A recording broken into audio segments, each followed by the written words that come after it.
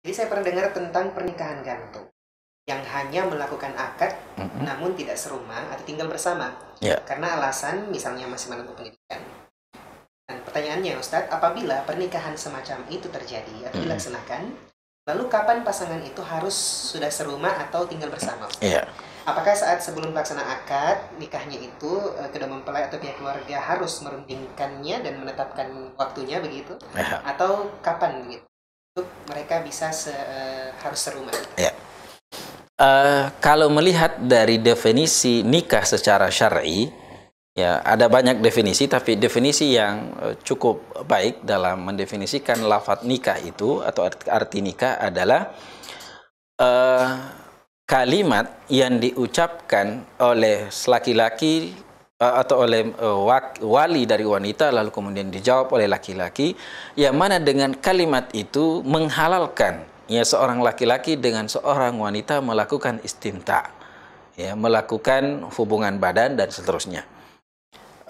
Ini diantara definisi yang disebutkan oleh para ulama kita tentang nikah. Nah, kalau merujuk pada hal ini, maka tidak ada istilah nikah gantung. Ya, pokoknya kalau sudah lafadz nikah, sudah ada saksi, ada mahar, ada wali, dianggap sah, rukun-rukunnya sudah sah, maka itu sudah bebas mereka melakukan. Adapun syarat-syarat misalnya boleh nikah tapi tidak boleh berhubungan badan. Ini namanya sama seperti yang mengatakan silakan mandi tapi tidak boleh basah. Ya. Kalau ini yang menjadi persyaratan, maka ini dalam pembahasan fikih ada disebut dengan asyurutu fin nikah.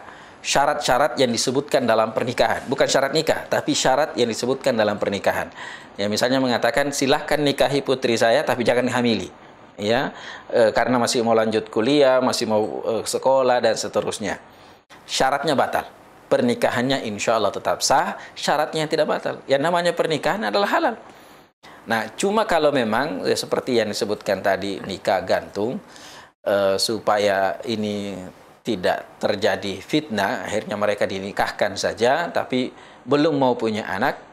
Kan di zaman sekarang ini sudah banyak hal yang bisa dilakukan. Seseorang bisa melakukan kewajibannya sebagai suami istri dan menunda punya anak itu bisa dilakukan. Ya, walaupun Allah Subhanahu wa taala jika mampu dalam hubungan mereka bisa jadi terjadi pembuahan.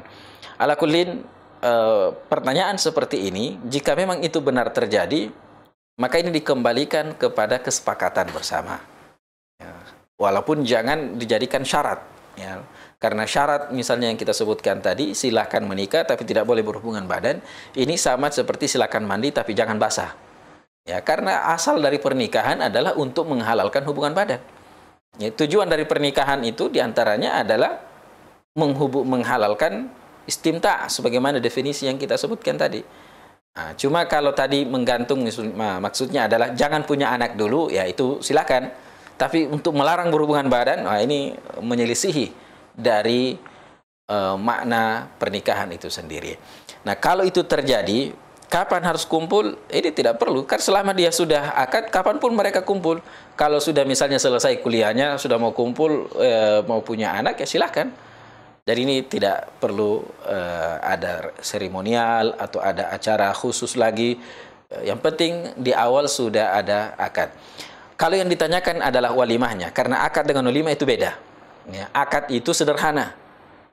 Yang bahkan kalau akad itu sebenarnya yang mempersiapkan makanan itu dari pihak wanita.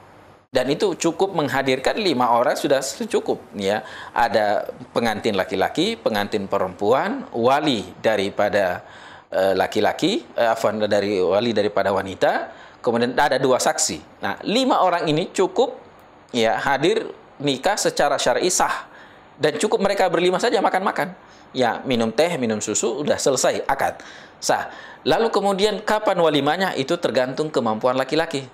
Kalau ternyata laki-laki mampu ya melakukan walimah dengan menghadirkan beberapa orang untuk makan-makan sebagai bentuk kesyukuran karena sudah menikah, itu kapan saja.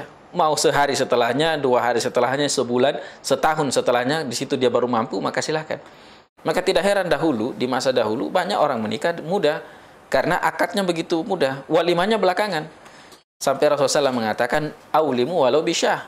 lakukanlah walimah setelah pernikahan, walaupun hanya menyembelih 1 ekor kambing. Ya, 1 ekor kambing kan seharga 1 juta, 2 juta, ya sudah cukup. Jadi menikah dengan harga 5 juta, uang pandai 5 juta, dengan uang makan itu sudah cukup. Walaupun sekarang ini, terutama kita di Sulawesi, apalagi di kalangan orang Bugis, ini mustahil ada yang menikah dengan 5 juta. Ya mungkin harus 20, 50 juta dan ke atas. Wallahu ta'ala a'lam bishawab. Hayakumullah.